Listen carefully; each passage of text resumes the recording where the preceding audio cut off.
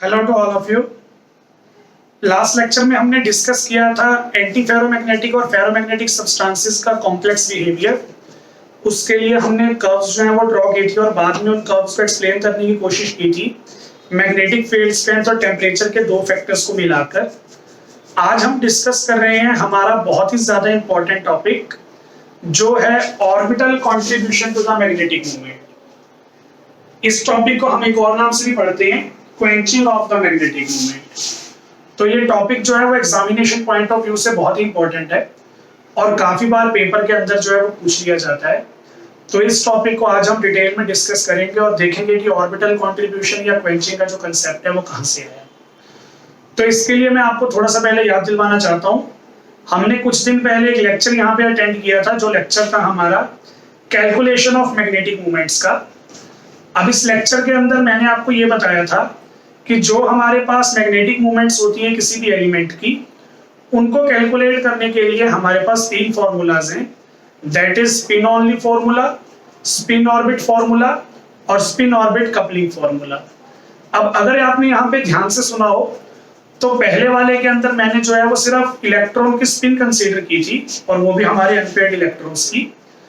Unpaired electrons की spin को मैंने कंसीडर किया। मैंने ये बोला कि जो हमारे अनपेयर्ड इलेक्ट्रॉन्स होते हैं उनका जो स्पिन मोशन होता है वो हमारे मैग्नेटिक प्रॉपर्टी को जनरेट करने में या मैग्नेटिक मूवमेंट्स के अंदर कंट्रीब्यूट करता है, जिस वजह से हम स्पिन को हमारा बेस मानते हुए एक फॉर्मूला जो है वो सेट करते हैं जो हमारे इलेक्ट्रॉन्स के स्पिन को काउंट करके हमें मैग्नेटिक प्रॉपर्टी की वैल्यू बता देगा। लेकिन उसके बाद जो मैंने आपको अगले दो फॉर्मूलाज डिस्कस किए थे, that is spin orbit formula और स्पिन ऑर्बिट कपलिंग फॉर्मूला, उसके अंदर मैंने ऑर्बिटल्स को भी कंसीडर किया था जहां पे मैं रिजल्टेंट ऑर्बिटल क्वांटम नंबर की वैल्यू जो है वो यूज कर रहा था मैग्नेटिक मूवमेंट्स को निकालने के लिए। अब यहाँ पे मैं एक बात क्लियर करना चाहता हूँ, जब मैं आपको सेकंड और थर्ड फॉर्मूला के बारे में बताता हूँ तो उसमें हमें ये साफ साफ पता लगता है कि हमारे जो ऑर्बिटल्स होते हैं वह वो भी मैग्नेटिक मूवमेंट में कंट्रीब्यूट करती हैं। अब मैग्नेटिक मूवमेंट में जो कंट्रीब्यूशन होता है वो दो तरह का होता है। एक तो आप मैग्नेटिक मूवमेंट में कंट्रीब्यूट करोगे और हमारी जो टोटल मैग्नेटिक मूवमेंट की वैल्यू है वो इंक्रीज कर दोगे। फॉर एग्जांपल मैं आपको बताता हूं, जैसे सपोज करो कोई एलिमेंट है x और जब आप इसकी मैग्नेटिक प्रॉपर्टी निकालते हैं स्पिन मोशन की वजह से तो वैल्यू हमारे पास 4 बोहर मैग्नेटोन आती है। लेकिन जब मैं इस एलिमेंट के लिए इसके ऑर्बिटल कंट्रीब्यूशन को ऐड करूंगा तो ऑर्बिटल कंट्रीब्यूशन जो होगा वो इस मैग्नेटिक प्रॉपर्टी को एनहेंस करके बड़ी वैल्यू भी दे सकता है और इस मैग्नेटिक प्रॉपर्टी को अपोज करके स्मॉल वैल्यू भी दे सकता है।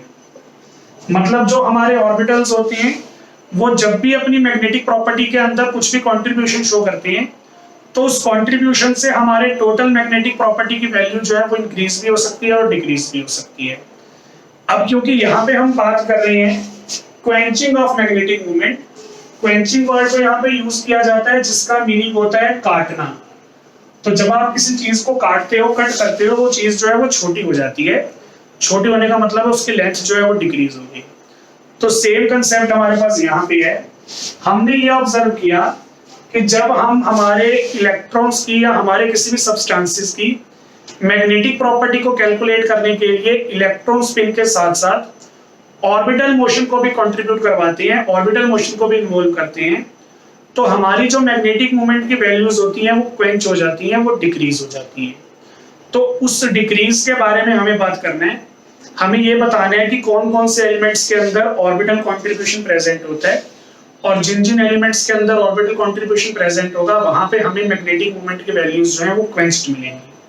मतलब जो वैल्यूज हमने एक्सपेरिमेंटली सोची थी हमें थ्योरेटिकल वैल्यूज जो है वो उनसे थोड़ा सा कम मिलती है। एक्सपेरिमेंटल वैल्यूज बड़ी होंगी और जो वैल्यूज हमने कैलकुलेट की होंगी वो क्वेंच हो चुकी होंगी, मतलब वो एक्सपेरिमेंटल वैल्यूज से कम आ रही होंगी।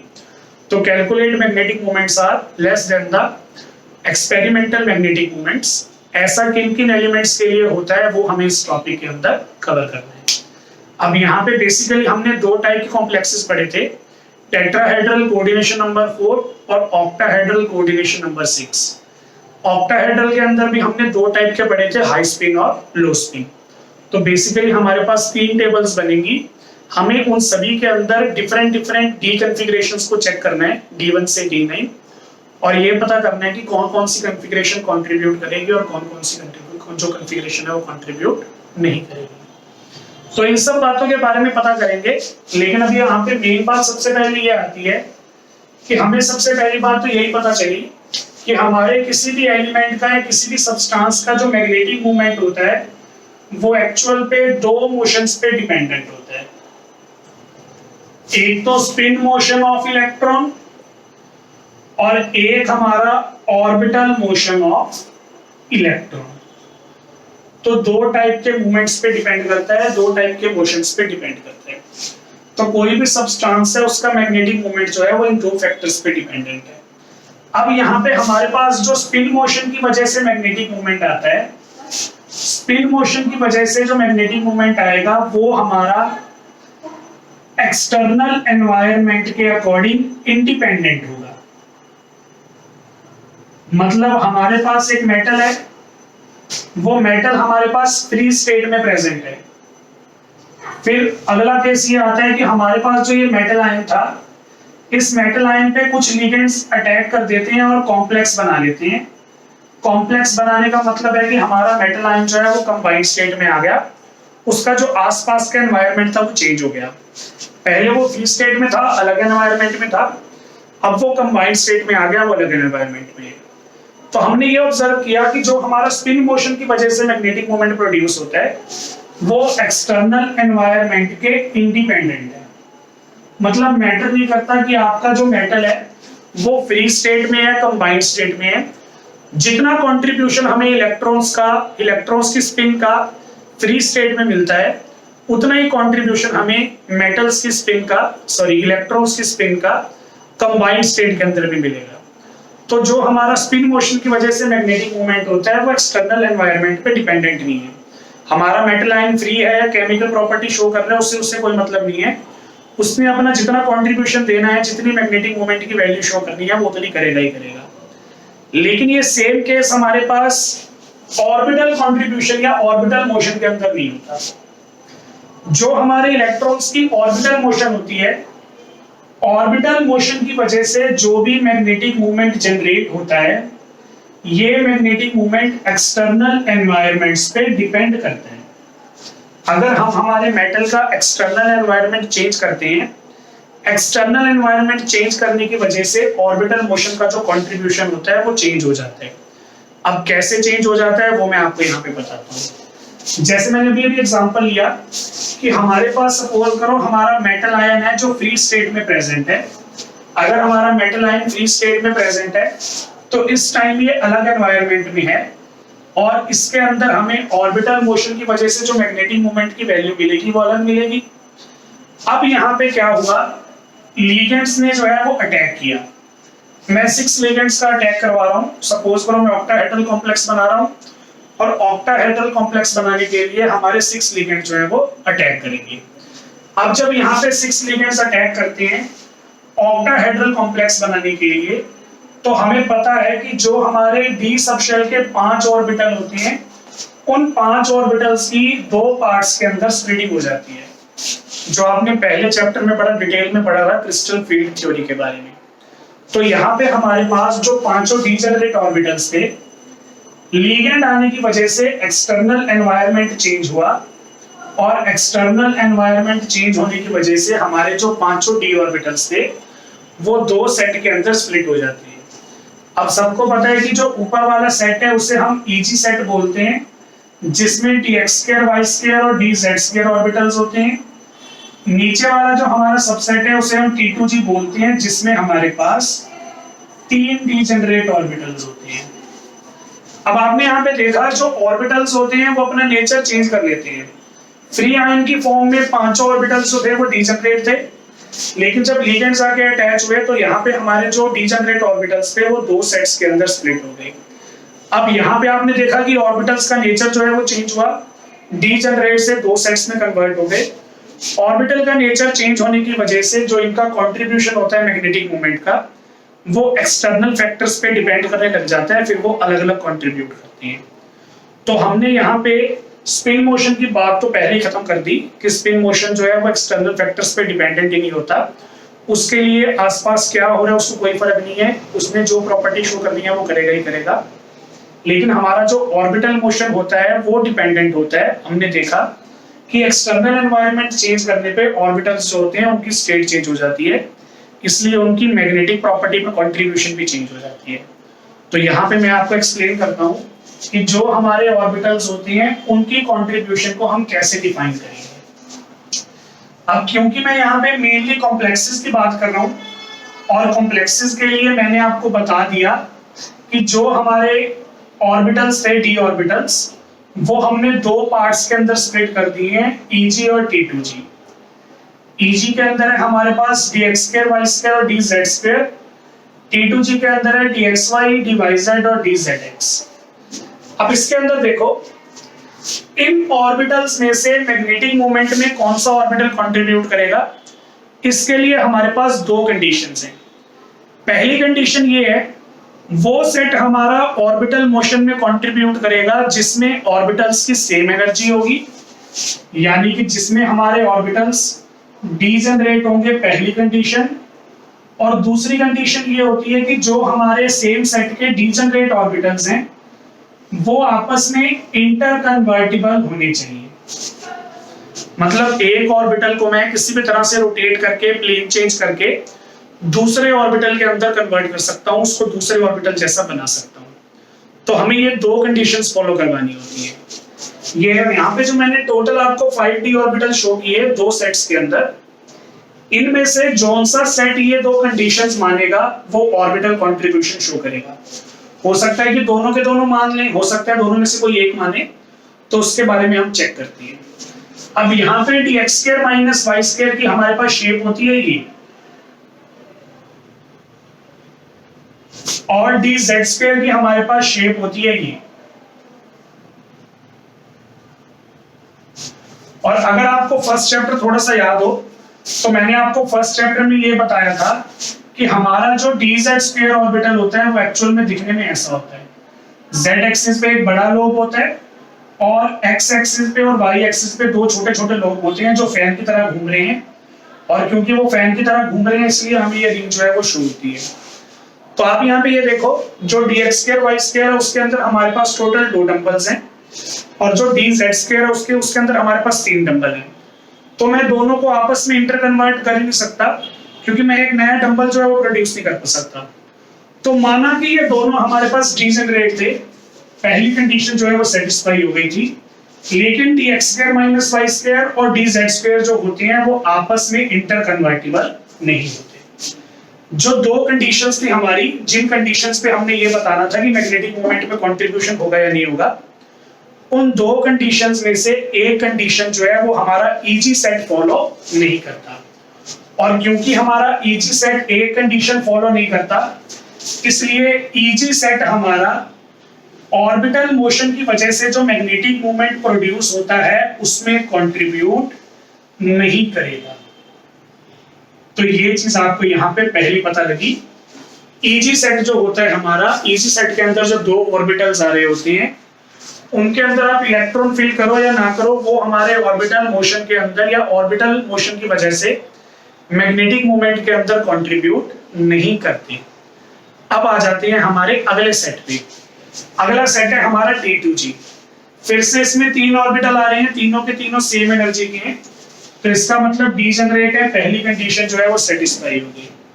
फिर आपने dxy dyz और dzx तीनों की शेप पढ़ी हुई है। तीनों की शेप में हम इजीली देख सकते हैं कि तीनों के तीनों जो होते हैं वो होते हैं हमारे बिटवीन द एक्सिस। सिर्फ उनमें एक डिफरेंस ये आ रहा होता है कि उनकी एक्सिस जो होती है वो अलग अलग होती है। तो यहाँ पे हमारे पास शेप सेम होने की वजह से हम इन ऑर्बिटल्स को आपस में इंटर कन्वर्ट कर सकते हैं, बस इनका प्लेन चेंज करना पड़ेगा। और मैंने आपको बोला था कि इंटर कन्वर्जन के लिए आप रोटेशन कर सकते हो, प्लेन चेंज कर सकते हो, दोनों चीजें अलाउड है। तो अगर मैं इसका x की जगह z प्लेन कर दूंगा तो मेरे पास ये शेप आ जाएगी, y की जगह x प्लेन कर दूंगा तो मेरे पास ये शेप आ जाएगी। तो कहने का मतलब ये है कि जो हमारे T2G सेट के 3 ऑर्बिटल्स हैं ये आपस में डिजेनरेट भी हैं और इंटर कन्वर्टिबल भी हैं।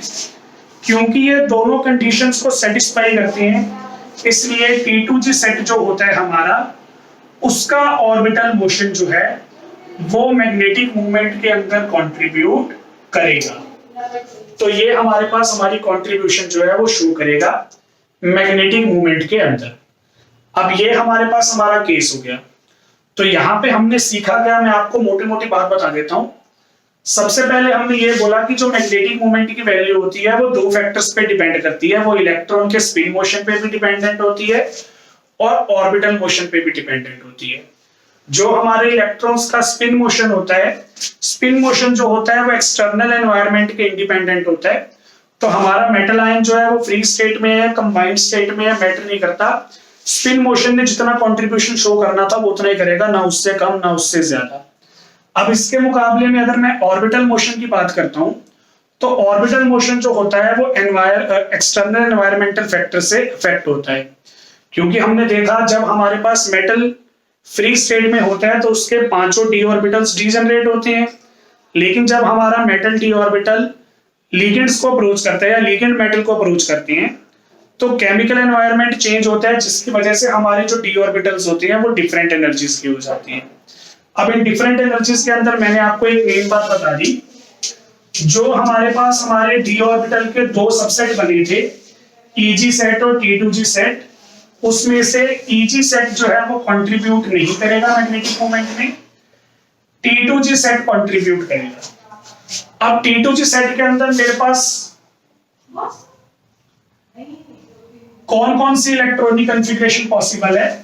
T12G, T22G, T3, T4, T5 और T6।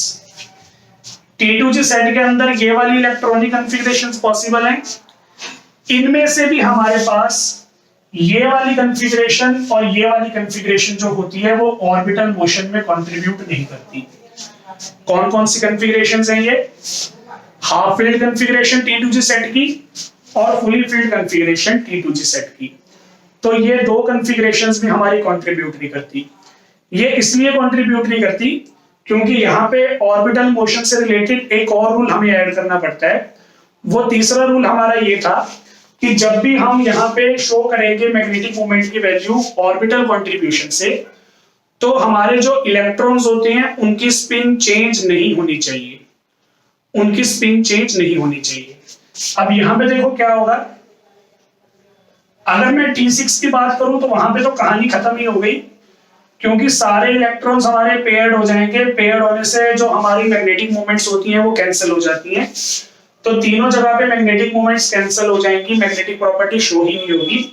तो इसलिए T6 वाली कॉन्फ़िगरेशन जो होती है वो ऑर्बिटल कंट्रीब्यूशन शो नहीं करेगी। T6 वाला तो समझ में आता है। T3 वाला देखो, T3 के अंदर पर हमारे पास हाफ फील्ड कॉन्फ़िगरेशन है, maximum number of unpaired electron है। तो यहां पे तो हमें ऑर्बिटल कंट्रीब्यूशन जो है वो शो होना चाहिए था। लेकिन जैसे जैसे मैंने भी आपको कंडीशन के बारे में बताया, कंडीशन हमारी ये होती है कि वो इलेक्ट्रॉनिक कॉन्फ़िगरेशन कंट्रीब्यूशन शो नहीं करेगी जिसमें इलेक्ट्रॉन्स की स्पिन चेंज होती है।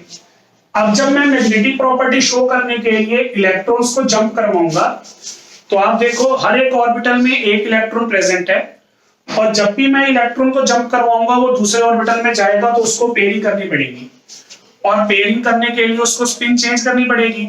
स्पिन चेंज करते ही हमारा रूल जो है वो वायलेट हो जाएगा, इसलिए T3 कॉन्फ़िगरेशन भी कंट्रीब्यूट नहीं करेगी। तो ये हमारे पास हमारा कंसेप्ट था। जो हमारा कंप्लीट कंसेप्ट था वो हमारे सामने आ चुका है। कंप्लीट कंसेप्ट में आपको बता देता हूं। स्पिन मोशन ऑलवेज कंट्रीब्यूट, वो एक्सटर्नल एनवायरनमेंट पे डिपेंडेंट नहीं होता। ऑर्बिटल मोशन के अंदर ईजी सेट कंट्रीब्यूट नहीं करेगा, लेकिन T2G सेट जो होगा वो कंट्रीब्यूट करेगा। T2G सेट के अंदर भी हमारे पास हाफ फील्ड और फुल फील्ड कॉन्फ़िगरेशन जो होती है वो कंट्रीब्यूट नहीं करती। इसके अलावा जो हमारे पास कॉन्फ़िगरेशंस हैं ये कंट्रीब्यूट करेंगी। तो बस हमें ये चेक करना है हमारे कौन कौन से केस में हमें ये कॉन्फ़िगरेशंस मिल रही हैं, ये वाली कॉन्फ़िगरेशन जहां पे भी मिलेंगी उस एलिमेंट के लिए हमारे पास ऑर्बिटल कंट्रीब्यूशन हमें ऑब्जर्व होगी। तो यहाँ पे बेसिकली मुझे 3 टेबल्स बनाने हैं।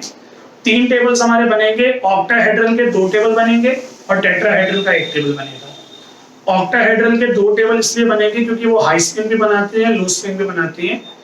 टेट्राहेड्रल का यहाँ पे 1 ही टेबल बनेगा क्योंकि tetrahedral complexes are always high spin.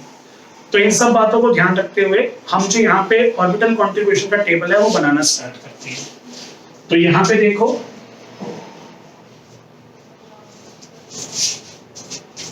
सबसे पहले मैं यहाँ पे लिख रहा हूँ डीएल कॉन्फ़िगरेशन, जो हमारे डी ऑर्बिटल की कॉन्फ़िगरेशन होगी। फिर यहाँ पे मैं लिखूंगा electronic configuration high spin complex की। फिर बताऊंगा उसका ऑर्बिटल कंट्रीब्यूशन है या नहीं। फिर इसी कॉन्फ़िगरेशन के लिए दोबारा से इलेक्ट्रॉनिक कॉन्फ़िगरेशन लिखूंगा, लेकिन अब की बार वो लो स्पिन कॉम्प्लेक्स की होगी। फिर इसके लिए बताऊंगा ऑर्बिटल कंट्रीब्यूशन है या नहीं। तो मतलब जो मैंने 2 टेबल्स बनाने थे ना, उन दोनों टेबल्स का काम मैं एक ही बार में कर रहा हूं। एक ही बार में आपको सभी कॉन्फ़िगरेशंस के लिए समझा दूंगा। अब इसके लिए हमारे पास डी की कौन कौन सी कॉन्फ़िगरेशन आ सकती है, D1, D2, D3, D4, D5, 6, 7, 8 और 9। 10 लेने का फायदा नहीं है क्योंकि उसमें सारे इलेक्ट्रॉन पेयर्ड होंगे, वो मैग्नेटिक प्रॉपर्टी शो ही नहीं करेगा। तो ये हमारे पास हमारी पॉसिबिलिटीज हैं। अब इलेक्ट्रॉनिक कॉन्फ़िगरेशन लिखनी है हाई स्पिन के लिए। हाई स्पिन में अपन क्या करते होते हैं, स्प्लिटिंग नहीं करवाते। 5 डी ऑर्बिटल डीजनरेट रहते हैं, जिसमें पहले वाले होते हैं Eg और बाद वाले जो होते हैं वो होते हैं T2। अब मैंने ये वाली इलेक्ट्रॉनिक कॉन्फ़िगरेशन जो है वो इसके अकॉर्डिंग शो करनी है। तो उसमें देखो पहला इलेक्ट्रॉन जो है वो कहां जाएगा, Eg में जाएगा, तो ये हो जाएगा Eg1। दूसरा इलेक्ट्रॉन भी Eg में जाएगा, तो ये हो जाएगा Eg2। अगला इलेक्ट्रॉन T2G में जाएगा, तो Eg2 T2G1। सेम इसके लिए Eg2 T2G2 Eg2 T2G3। मैं इसे लाइन लगा देता हूं ताकि आपको किसी तरह की कंफ्यूजन ना हो।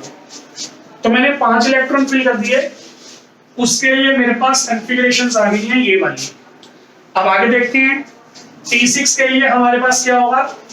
D6 के लिए हमारे पास होगा Eg3 T2G3।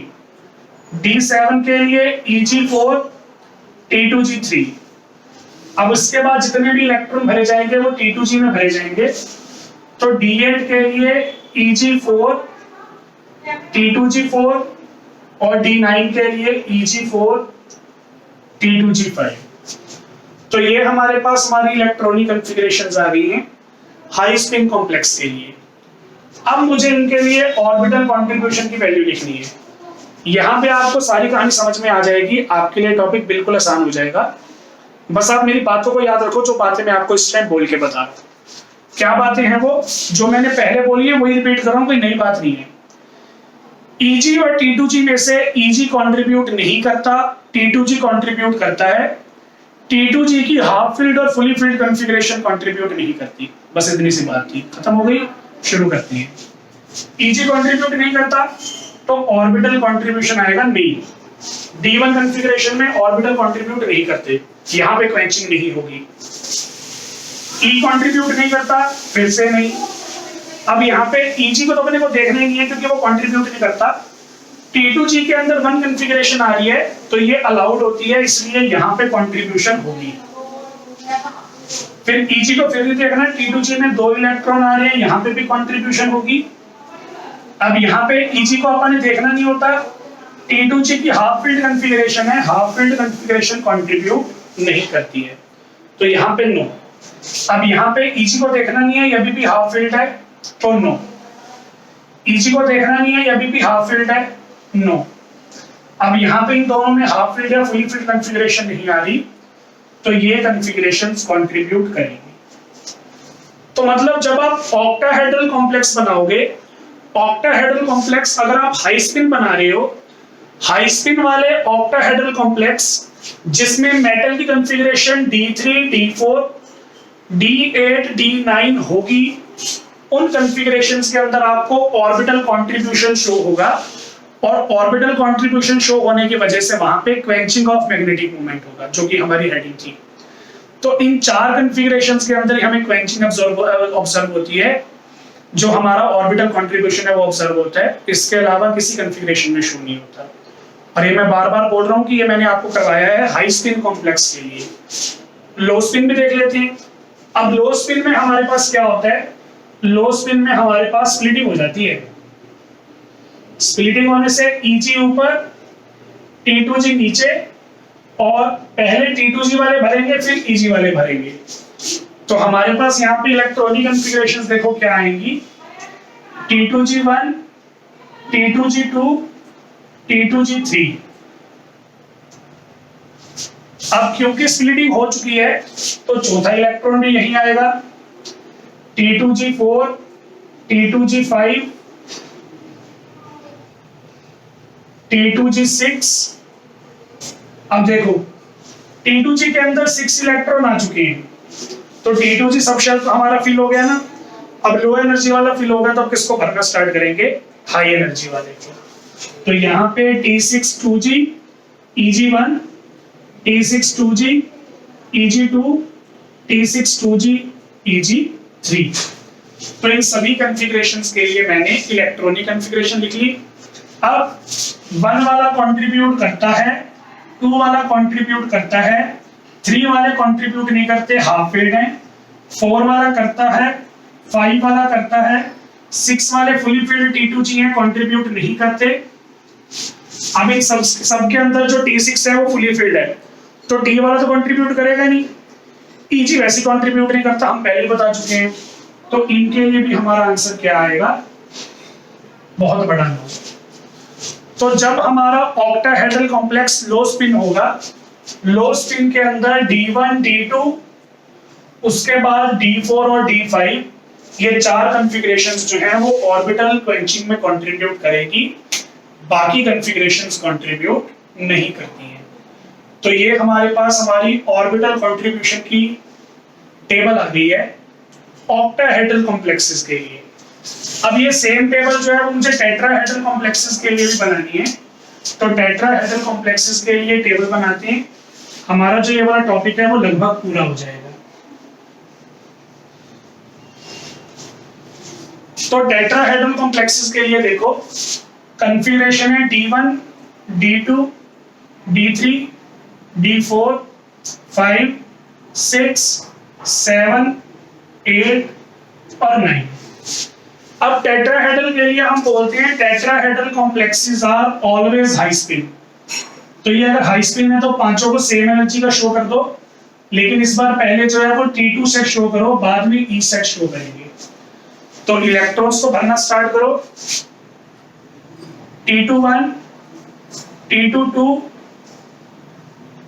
T23, अब T1, T2, T3 एक एक इलेक्ट्रॉन आ गया, अगला इलेक्ट्रॉन जो है वो E में जाएगा।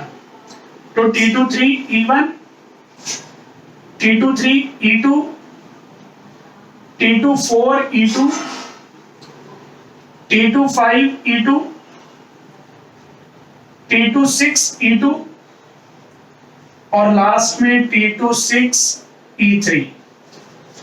अब इसके अंदर रूल हमारा सेम रहेगा, 1 वाला कंट्रीब्यूट करता है, 2 वाला कंट्रीब्यूट करता है, 3 वाले कंट्रीब्यूट नहीं करते, 3 वाले नहीं करते, 3 वाले नहीं करते, 4 वाला करेगा, 5 वाला करेगा, 6 वाले कंट्रीब्यूट नहीं करते।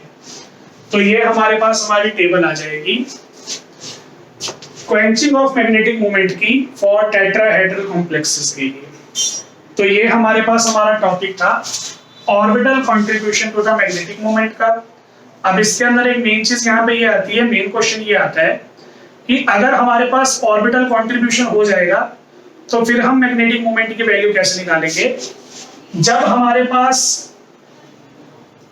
ऑर्बिटल कंट्रीब्यूशन नहीं था तब आप ये वाला फॉर्मूला यूज कर लेते थे, बड़ा सिंपल सा फॉर्मूला है 4s × s+1।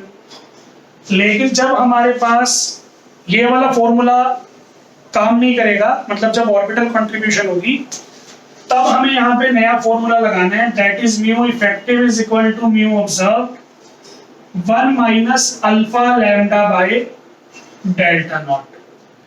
डेल्टा नॉट जो है वो हमारी क्रिस्टल फील्ड स्प्लिटिंग एनर्जी होगी, जो आपको कैलकुलेट करनी होगी। अगर आपका कॉम्प्लेक्स टेट्राहेड्रल है तो टेट्राहेड्रल, ऑक्टाहेड्रल है तो ऑक्टाहेड्रल, हाई स्पिन लो स्पिन उसके अकॉर्डिंग।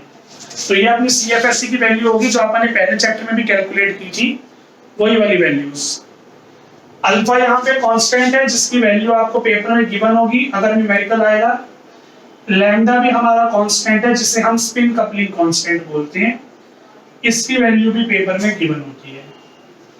म्यू ऑब्जर्व जो होता है हमारा वो एक्चुअल में म्यू स्पिन ही होता है, जो हमने स्पिन ओनली फॉर्मूला से मैग्नेटिक मोमेंट निकाली होती है। तो ये सारी वैल्यूज जब यहाँ पे पुट करेंगे तो हमारे पास जो म्यू इफेक्टिव की वैल्यू आएगी वो क्वेंचिंग वाली वैल्यू आएगी, quenching of the magnetic moment के बाद वाली वैल्यू। तो ये था हमारा ऑर्बिटल कंट्रीब्यूशन का टॉपिक, बाकी फिर डिस्कस करेंगे नेक्स्ट लेक्चर में। Thank you.